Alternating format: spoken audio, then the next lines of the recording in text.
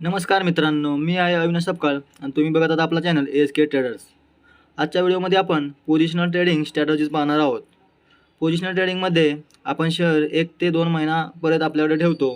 आता या पोझिशनल ट्रेडिंगच्या काही स्ट्रॅटजीज आहेत त्या आपण पाहूया. यामध्ये पहिली स्ट्रॅटजी आहे ती म्हणजे मूव्हिंग ॲव्हरेज क्रॉसओव्हर. हे आपण इंट्राडे आणि स्विंग ट्रेडिंगमध्ये देखील पाहिले आहे. इथे पण तसेच काम करते जसे आपण इंट्राडे आणि स्विंग ट्रेडिंगमध्ये पाहिलं होतं. इथे फक्त टाईम फ्रेम्स आणि मूव्हिंग ॲव्हरेज डेमध्ये फरक पडतो. मूव्हिंग ॲव्हरेज हे स्विंग ट्रेडिंगमध्ये वापरल्यासारखेच 50 आणि 200 डे मूव्हिंग ॲव्हरेज आहे. फक्त यामध्ये टाईम फ्रेम ही 1 डेची आहे.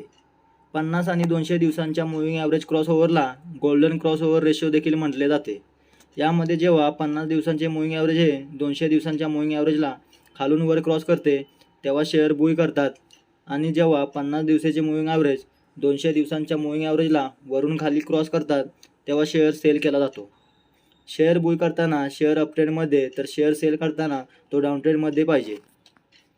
वरील फोटोमध्ये 50 आणि 200 डेज मूव्हिंग ॲव्हरेज लाईन्स आणि क्रॉसओव्हर दाखवले आहे ते तुम्ही पाहू शकता. नेक्स्ट स्ट्रॅटजी आहे ती म्हणजे क्वार्टरली रिझल्ट अँड न्यूज. हे देखील आपण स्विंग ट्रेडिंगमध्ये पाहिलं आहे. न्यूजचा शेअर बाजारावर खूप परिणाम होतो.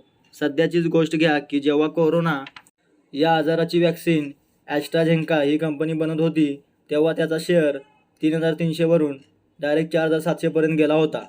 अशा अनेक न्यूज असतात ज्या शेअरची किंमत वर खाली करत असतात.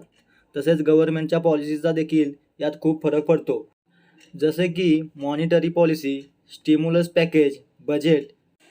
बँकिंग क्षेत्रात जर कंपनीचे NPA कमी झाले तर शेअरवर त्याचा चांगला परिणाम होतो. तसेच दर महिन्याला ॲटो कंपन्यांचे विक्रीचे निकाल येतात. जर विक्रीमध्ये वाढ असेल तर शेअरमध्ये पण वाढ होते.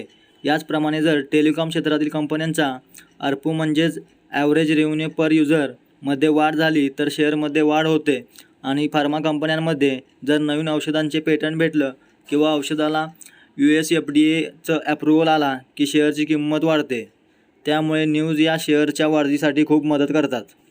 अशा प्रकारे तुम्ही इंट्राडे, स्विंग आणि पोझिशनल या तिन्ही प्रकारात शेअर्समध्ये ट्रेडिंग करू शकता. हे सर्व करताना सुरुवाती नेहमी पोझिशनल ट्रेडिंगपासून करा, मग स्विंग ट्रेडिंग आणि लास्टला इंट्राडे ट्रेडिंग करू शकता. अशाच शेअर मार्केट संबंधी नवनवीन व्हिडिओसाठी आपल्या चॅनलला सबस्क्राईब करा. आणि आपला नेक्स्ट व्हिडिओ जो होणार आहे तो म्हणजे रिस्क मॅनेजमेंट म्हणजे काय यावर आपला नेक्स्ट व्हिडिओ होणार आहे. चला तर मग नेक्स्ट व्हिडिओमध्ये भेटूया. धन्यवाद.